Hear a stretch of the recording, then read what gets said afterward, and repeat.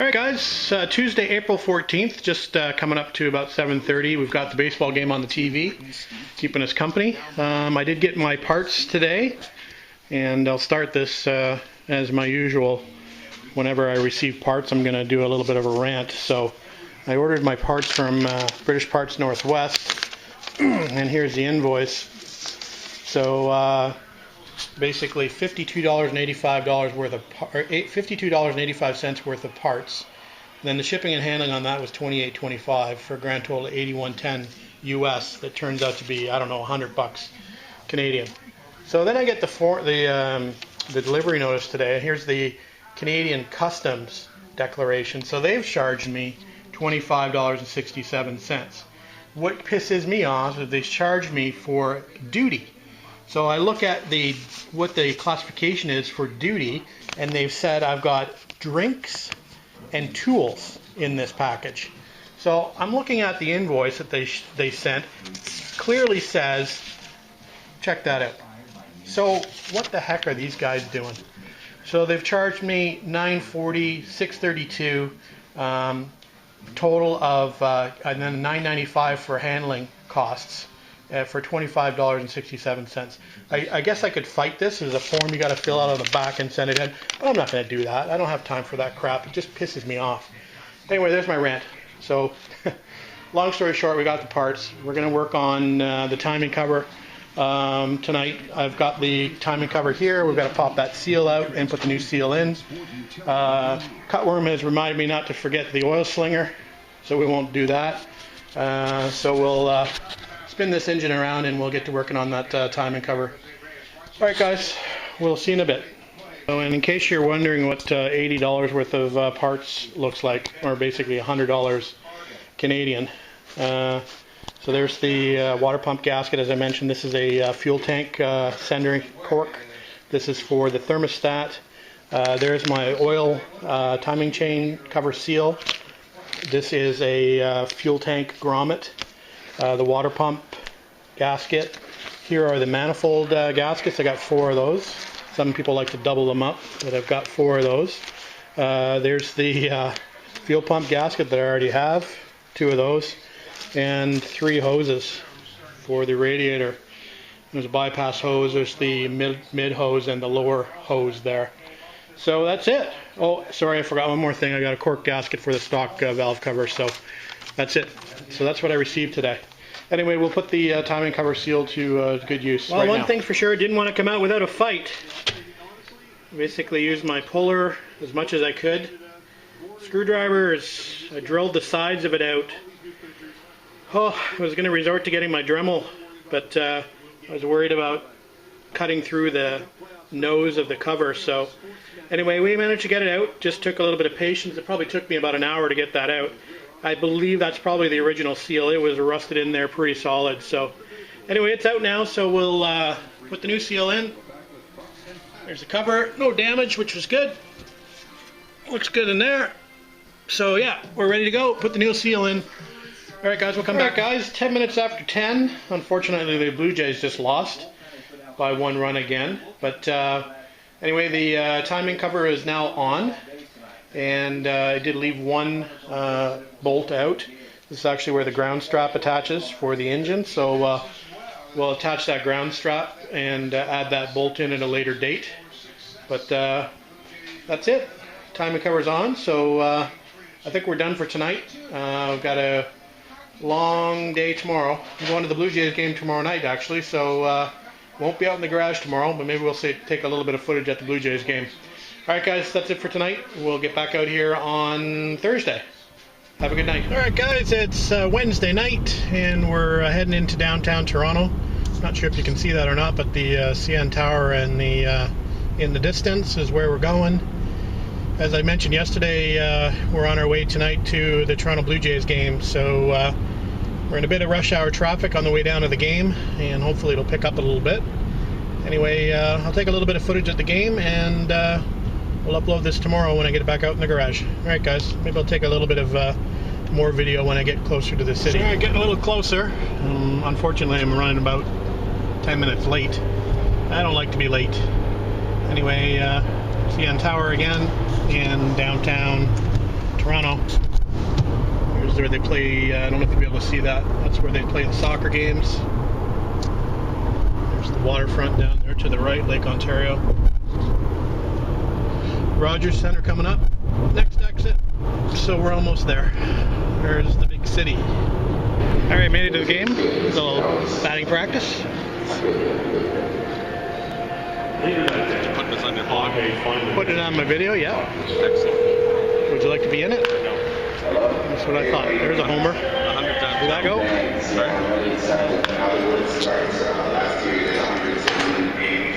So this is the new slow curve, right? Yes.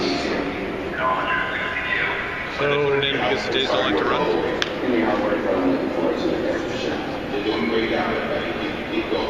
That was a goner. So Toronto and Tampa Bay tonight. 12-3, ninth inning. Good game for the Blue Jays.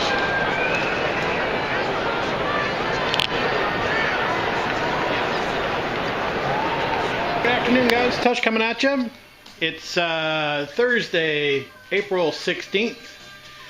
Beautiful day outside again today. It's still a little chilly, but nice and sunny. So we've still got the garage door closed. It's not quite warm enough to have them open yet, but anyway, we're back in the garage and we're back working on the engine. And what we want to do today is we want to get the timing cover torqued up properly, and we want to get the oil pan torqued up properly. So I've got the manual out over here. I've looked up the torque values for those attachments. So timing cover attachment is 14 to 16 foot-pounds, and the sump attachment is 16 to 18 foot-pounds. So we're going to go ahead and do that and get that out of the way, and then we'll move on to the next thing we want to do. I think we want to probably put the water pump back on, so we'll do that. And I've got the road draft tube over here that we can put back on. I've got to change that attachment for that road draft tube. I've got it on the wrong side of the motor. There it is there. It should be over here. So we'll do that, and then we'll continue on. Alright guys, a quick update guys. We've got the timing chain cover all torqued up, and what I do is I just put a little, I don't know if you can see that, I put a little white spot on the top of the bolt head to show that it's been torqued down. So I tend to do that if it's going to be a little bit of a longer restoration, because sometimes you forget what you've torqued and what you haven't. So all I have is this Sharpie poster paint marker that I just hit the heads of the bolts with. You can see them here as well. So water pump's on, timing chain cover is torqued down, oil pan bolts are torqued down, and the road draft tube is now on. So I think what we'll do now is we'll move on to the oil pump. I do have a spin-on oil filter adapter for this. I've got to dig it out of my parts bin. I've got to clean up the old filter head, which adapts to the spin-on adapter. So we're going to do that now. We'll dig out the parts in the parts bin. Guys, I thought I'd give you a quick overview of the spin-on oil filter adapter. Here's the original canister style filter that's on this car, this 59 TR3A. And there were a couple different filters that were used on the TR3 depending on the year. So there's actually a pretty good little supplement that you can print out that comes along with this Moss Motors filter adapter. It's Tourist Trophy. The part number is 635828, and it's got a little documentation you can print off, and it starts, I think, with the identification of what filter you have, or what original filter you have on the car. There's a Calumet filter head, and then there's the Purelator filter head, and it's got a diagram of each one of them, or a picture of each one of them for comparison. So I have the Purelator filter head on my car, so we're going to follow the directions for the Purelator head. So first thing I need to do is to take this canister off of the old filter head, and then we'll go from there. So just as far as the kit is concerned, you've got a few different parts. There's the aluminum adapter. Here are some other adapter bolts, they call them. You only need one of them depending on what filter head you have. There's a couple of different sealing rings, and again, you only need one of the sealing rings. I believe I need the thicker diameter cross-section sealing ring for mine. Now I'm missing one other piece. Of course, I'm missing an O-ring actually that's supposed to be in this kit. It's number 1.4 in this diagram. So I'm missing that, so we'll have to see what we do about that. There is a part number for me to be able to order it at a later date if need be. So anyway, that's it for now, guys. We'll take this apart, and then we'll get back to the installation of the new adapter to the old head. So there's the old filter head removed, guys, and obviously needs a pretty good cleanup. So I think what we'll do is we'll clean that up, and we'll get it adapted to the spin-on. And here's the old filter, canister style. There you go. It's a shame, actually, because I think I have probably about 4 or 5 filters, replacement filters for this. People just kind of keep giving them to me because they don't use them because they've already converted to the spin-on adapter. So a few parts that'll go unused, I guess. All right, guys, we'll come back. I'll try to follow this process and just take a quick video of it. So the first thing it tells you to do is take this old seal out. A little bit easier said than done, as this has probably been in here for 60 years. 56 years anyway. So we're digging that out with a little pick. I've got this little pick tool, and I'm just digging that old dried up seal out of there. So there's the old seal removed. You can see it's nice and clear in there now. I did clean this out a little bit with just some carburetor cleaner, just to make sure everything was nice and clean in there. So yeah, we'll put the new O-ring in, and this happens to be the thicker profile O-ring that comes in the kit. And there's the new sealing ring installed. It fits perfectly, actually. So that's seated down there nicely. So we'll move on to the next step. It tells me to put the adapter head or adapter plate on the filter head, and then I'm going to attach that with these studs. And it tells me to use some blue Loctite on the threads of the adapter bolts. So we're going to do that and tighten them down. 11 to 12 foot-pounds torque, it says. I should have mentioned that the adapter bolt it's asking for is the coarse threaded adapter bolt for the Purolator head, not the fine. So we're looking for the coarse thread, so you can see the difference. The top one is the fine thread, the bottom is the coarse thread. We'll go with the coarse thread. There it is, guys, assembled and torqued down to, we went to 12 foot-pounds. So the O-ring that I'm missing, it goes inside of here, and that just when you screw the filter on, that snugs up to the center of the filter. So we'll have to get one of those, but other than that, it's complete, and we'll put it back on the car. I do have a new gasket for this. Here's the old filter gasket, and I've got the new filter gasket over here somewhere. Here it is. So there's the new filter gasket, so we'll go ahead and put that on the car. Guys, there's a quick look of it on the engine, and everything torqued down with the exception of this one bolt. This actually holds an oil line that goes up to the oil pressure gauge, so we haven't put that on yet. We'll put it on later, but the other 3 bolts have been torqued to 20 foot-pounds. So yeah, that looks a little better than the old style filter. Of course, I need a filter on that, and I think I've got one in the basement, so we'll probably grab that and just put it on there loosely, and we'll have to remember. We'll probably put a sticker on it to remind us that we need to put that O-ring in at a later date, so we don't forget, and we don't have a big puddle on the ground when we go and start the car. Alright, guys, we'll figure out what to do next. For anybody that's got this conversion kit and doesn't have this documentation, they're recommending a K&N oil filter as the best option. The part number is 235830. Or a Wix oil filter, which is a 235855, or Fram oil filter, which is the least good at 235880. I think Napa makes either Wix filters. I believe the Napa filters are Wix filters, so you may want to maybe try to do a cross-reference for that as well. Anyway, that's it for now, guys. All right, guys, we're making pretty good progress on reassembling the engine components. So I put the dipstick in just temporarily, just to plug that hole up. I'm not sure if I showed you, I've put the oil filter on now. I'm not going to put the fuel pump on yet until we lift this back into the chassis. I already showed you the road draft tube. We put the thermostat housing on, and I just put some of the new hoses on. I'm missing a couple clamps here, but we'll get to those later. I think I showed you the water pump already. So yeah, we're getting there. And the pièce de résistance, the TR3 on the side of the block. It's as close as I could get to the original, so I'm happy with that. I wasn't going to put it on, but I figured what the heck. It'll be quite a bit hidden by the exhaust manifold anyway. So anyway, there it is.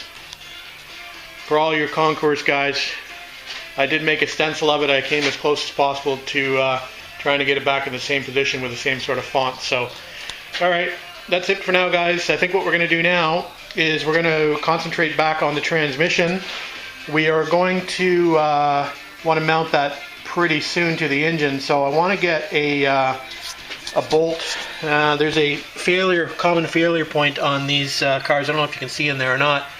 On the clutch cross shaft, there's a tapered pin that tends to break. So what I want to do is I want to drill another hole and put a grade 5 bolt in with a nylock on just to secure that. That seems to be a sort of a commonplace fix for these cars. I don't think it's as much of an issue on a TR3 as it is on a TR6. For a TR6 it's a huge issue, but we're going to do it on the TR3 anyway. So that means I got to take that cross shaft out and remove the tapered pin. I do have a new hardened tapered pin for it as well, so we're going to move that shaft out. We're going to take it up to Les's shop, I think, and we're going to throw it on the drill press up there, and we'll drill a 1/4 inch hole and put a 1/4 inch bolt in there with a nylock. So that's what we're going to do now. I'm going to get this up on the bench so we can work on it and get that cross shaft out. Alright guys, just thought I'd give you probably a little bit better shot of that tapered pin that's in there that's been known to break. So there it is, and you can see it's safety wired in there. So we're going to remove the safety wire. I've already removed the grease zerks, and there's also a locking pin actually that fits into a slot on the shaft that actually goes in from there. I'm not sure if you can see that or not, but that's where that bolt is located to lock the shaft in place. So we removed that.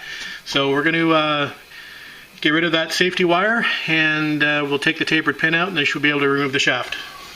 Alright guys, there's a perfect example of a sheared taper pin. I was just removing this, and for those of you that are not familiar with this, what this pin looks like, it does not look like that. I'll actually show you the new pin. So that one's obviously been sheared off. So I'm not surprised. Happens in a lot of TRs, and the owners just go on driving them with less than optimal clutch operation. Anyway, we'll see if I can get the shaft out. Hopefully I won't have too much trouble getting that out. But anyway, I'll probably have to drill out the remains of the pin that's going to be stuck in the shaft. Alright guys, we'll come back. Well, we've got a bit of a problem since the clutch fork won't come off the shaft now because of that broken pin. So major problems. I've been struggling with it a little bit. I'm losing my patience, so I think we're going to walk away for a little bit, and we're going to come back later on and get a bigger hammer. Just kidding. Alright guys, success. We did go and get a bigger hammer. We went and got a big knockoff copper hammer, Thor copper hammer. So that worked. Anyway, it was a bit of a struggle, but I wanted to show you that broken off pin. So there it is.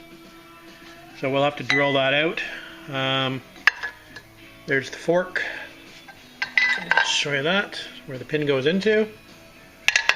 So here's that broken pin, and that would have looked like something like that. So I'm going to go grab a new pin, and I'll show you what the new pin looks like, just for your knowledge. I got to dig around for it. It's inside somewhere. Alright guys, we just got back in from the house. We managed to find that part. So this is from the Roadster factory, and their part number is 158777. And here's what the new pin looks like. So I think you can see that. So let me put it back up here, and you can see the difference between what it should look like and what came out of the car. So yeah, that's a problem. Anyway, we'll get it fixed and get it reinstalled. So hopefully I'm going to go over to Les's shop tonight and use his drill press, and we'll get things fixed up and back in the transmission. We're at Les's shop. Les is going to help me out taking that broken fork pin out. So we've got the drill press over here, so that'll make it a little easier. I don't have a drill press at home, so it's good to have Les give me a hand. Actually, I think Les is going to do all the work. He won't let me actually do any of the work. So he's afraid I'm going to cut my fingers off or drill a hole through my hand or something. So anyway, hi Les. Hello. Alright, job done. We got the secondary bolt in there, so that's good. And we'll reinstall it in the car, and we'll button things up, and we'll get ready to attach it back onto the engine. Alright guys.